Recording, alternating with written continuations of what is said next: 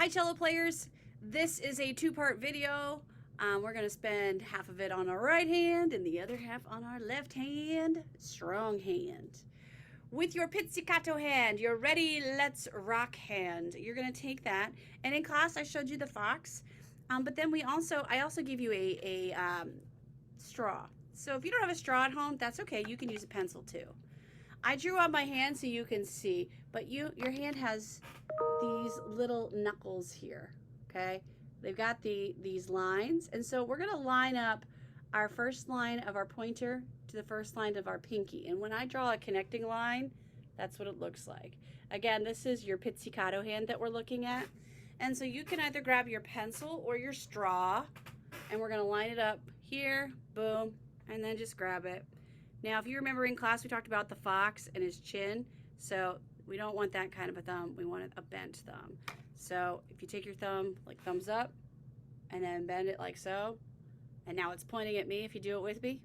So thumbs up, bend that thumb. This is a banana. This is a banana split, right at you.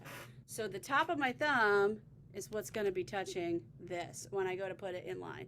Here, here, here, boom, bend my thumb. Wrap them around. Ta-da, super easy. Flip, dump, back and forth, back and forth. If you have a straw, did you see that? I got that. All right, line it up, bend it.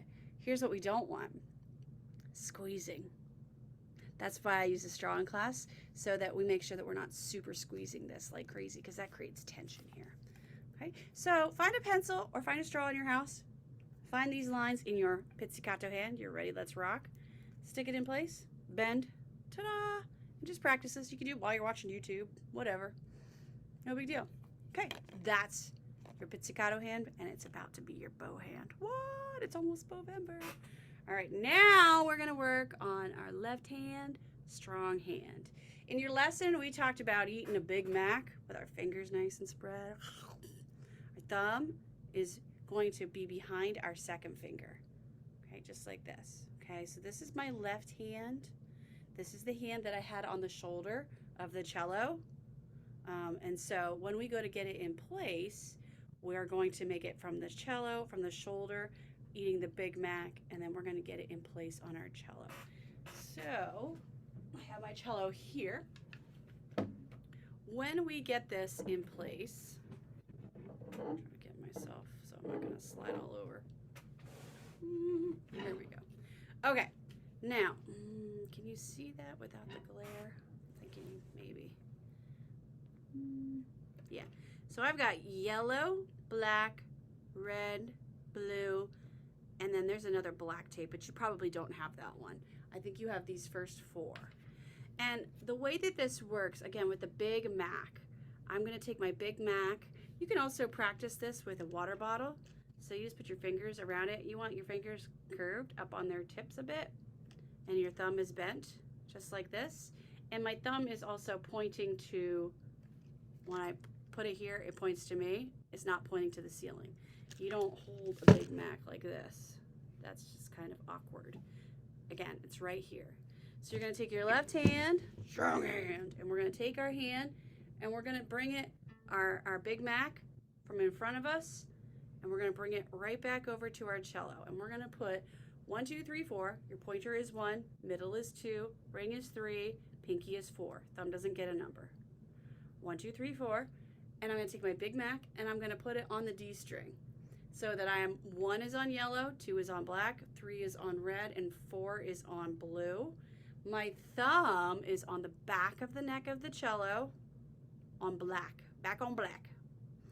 And my thumb is pointing to me, okay? It is not pointing to the ceiling. And it's also not all the way over here. It's in the middle of the back of the cello. In fact, let's see if we can make this work. Okay, there's where I am. My thumb is here. Turn this up completely around so you can see. All right, so here I was. My Big Mac is gonna come out here, and I'm gonna bring it all the way in. Thumb is here and my fingers are on their tips. And do you see that space between my hand and the neck right here? There's some space. I don't want to squeeze it. I need it right here on the tip. So here's my Big Mac. I'm going to bring it out and I'm going to bring it over. And I want it right here. Now, one thing that happens a lot with cello players, we get ourselves set up really well in rest position and even with plucking open strings. But as soon as we get this hand involved, they start to do this. And you don't want to do that because, first of all, that makes your fingers shorter because it's further away. But second of all, it sets up really bad posture for your fingers and they won't be able to function properly. Now, the other part of this is your elbow. We talked about putting a balloon under between your body and your arm. So we're going to blow up a balloon about 3 puffs. 1, 2, 3. So that it's right here. We don't want it out here serving tea. We need it about right here. Okay, so here it is. Hold your Big Mac. Bring it out here. Bring it right over to the D string and push all 4 fingers down on the D. Your thumb is back on black, pointing to you.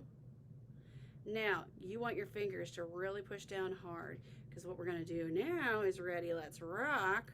And because my fingers are down on the D string, I'm going to get a lovely sound. If I don't have my fingers pushed down all the way, I'm going to get a thunk. And that's not the sound that I want. So my fingers are down all the way. I'm taking the string all the way down to the fingerboard so that it's touching. That's how we produce the sound. That's how it changes pitch on the string. Okay, so here's what you're going to practice.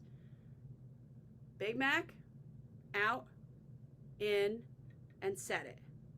And keep those fingers in place. Let's count back from 5. 4, 3, 2, 1. Relax. And let's do that like 5 times. Big Mac, out, in, set it. 5, 4, 3, 2, 1, release.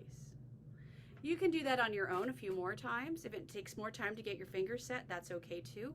But you want to really make sure that your fingers are spread out nice and big and they're up on their tips. You don't want them flat and you don't want them to do this kind of a thing either. They like to sometimes do triangular type shapes. We want them up on their tips. And there's space for your thumb. There's space in between your hand here. And then after you've got that, then you can practice plucking on the D string. With 4 fingers down on the D string, this is the note G. Not to be confused with ground G. This is G on the D string. Give that a practice this week. And when you're done, you probably will have some lines in your fingers. Can you see those lines from my strings? Yeah, a little bit. So we're getting our fingers strong. So that's why we call it left hand, strong hand. All right, practice up. Have a great week.